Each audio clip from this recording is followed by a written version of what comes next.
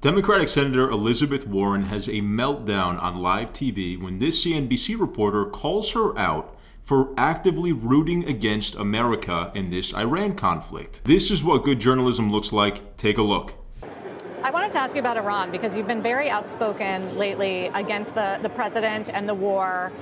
And I do wonder, Senator, if you ever worry that by being so outspoken and trashing the president over this, that it weakens our hand and weakens our negotiating position at a critical moment where we're trying to get an Iran that's more peaceful for the region and for the world and not a nuclear power. Donald Trump weakens Donald Trump's hand when he starts out by starting this war without ever consulting with the American people about it. And in the first days, he cannot describe why the war started, what the purpose of the war is, what we hope to accomplish. And then, how many times a day does Donald Trump say something that is either factually inaccurate or just contradicts himself? Donald Trump has stood up and said he is going to obliterate an entire civilization, commit war crimes in the name of the American people. Donald Trump is trashing America's credibility and America's reputation as a moral agree ultimately with the all around the world. Do you not agree with the ultimate goal here? Which goal? You mean the one to have the Obama Iran not be a agreement missile, in place? not have advanced missiles that it can terrorize all of its neighbors, which we've seen it do, to not have a nuclear Iran, to not have it fund terrorists all over the world. I mean, we don't want to go into North Korea. It's too late. Of course, and that is why I supported the agreement that Iran had signed that stopped its nuclear program. And yet, Donald Trump tore that up. And you know what Mr. Dealmaker got in return? Nothing. Zero. And now we are in a far worse position because of Donald Trump's chaos. You know, you described to me what's Donald Trump's exit ramp here and how it is that the United States of America is going to be better off. I think he said he wants to make a negotiation. Can I finish my answer? Please. Having lost 13 Americans, having spent $1 billion a day overseas blowing stuff up, having an act of war to blockade and driving up prices here at home. How are people in America better off? Donald Trump has managed with this war to make people at home less safe, to make people at home more stretched financially, and just to trash our reputation all around the world. I mean, that's a whole can of worms that we could get into, but we're limited on time. Elizabeth Warren is just a classic naysayer. You know, it's so easy to sit on the sidelines and say, you know what, we should have just kicked the can down the road. Obama kicked the can down the road, Biden kicked the can down the road, rather than actually facing this existential threat of the Iranian regime. President Trump is a man of action. It's like the Teddy Roosevelt poem, The Man in the Arena, right? Elizabeth Warren is the critic. She can sit in her comfy penthouse or wherever she lives, her townhouse in D.C., multi-million dollars, and say, oh, you're destroying the country, you're making things more expensive. It's so easy to do that. But if you're somebody who actually takes action to solve problems, like President Trump is, you're going to take risk, you're going to accept the cost, and there are costs associated with the war, to achieve a higher purpose.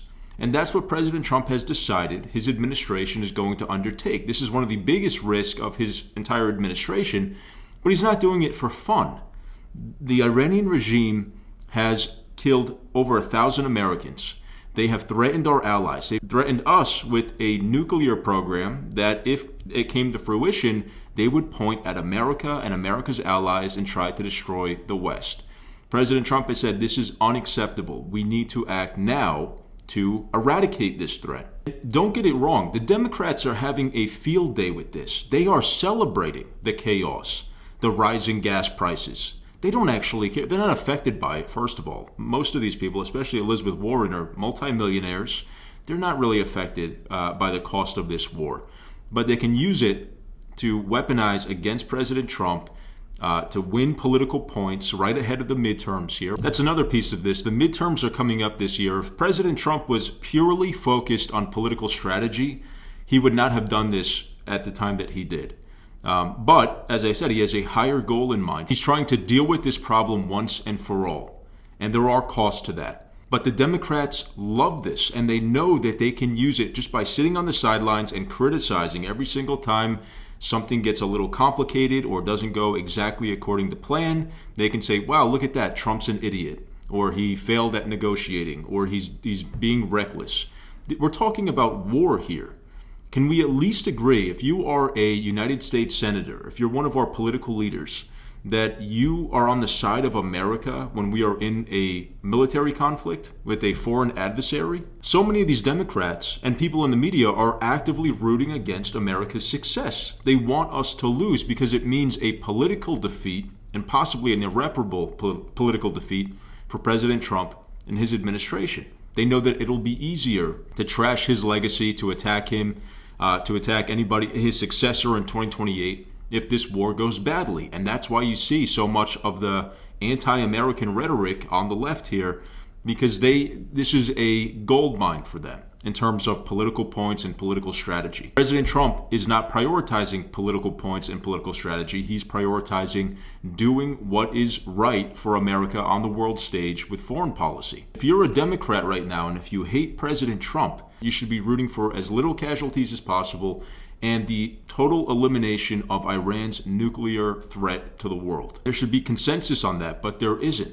And it's because these people don't actually care about those things. They care about staying in power and getting more Democrats in power. Now, there are very real and legitimate criticisms to President Trump's military operations about the timing of it, the manner of it, but at the core of those arguments should still be a pro-America outlook. You should still want us, now that we're in this, to be successful. Because President Trump, hate to break it to you guys, he's the president. He is the commander-in-chief of the United States military, and this was his decision to make. I myself have been cautiously optimistic about this. I don't have any control over it. I didn't send American troops into war in Iran. But now that we're there, I'm cautiously optimistic. I want a good result for America. Now, like as I said, there's many people even on the right that formerly supported President Trump that are criticizing him. Tucker Carlson, Megyn Kelly, that have come out and been critical. But still, I think both of them, they want what's best for America. And I don't think the Democrats can say the same.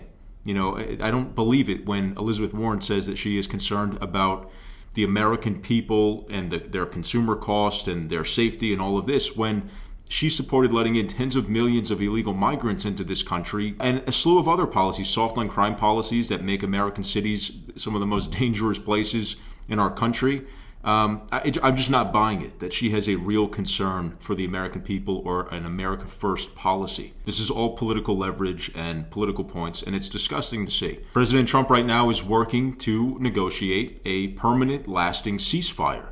He's trying to make sure that America gets good terms in this deal with Tehran and that our allies are no longer threatened, that we bring this to a swift and definitive conclusion. That doesn't just mean that we're going to kick the can down the road another 10 years and have somebody else deal with it and have the Iranian regime get stronger, be able to rebuild to exact the same threat towards America just later on. But I'm confident that President Trump's going to do the right thing to make sure that this does not last and that we can bring a swift conclusion to this, an effective conclusion, and that he's trying to bring a wrap to it as soon as possible on America's terms.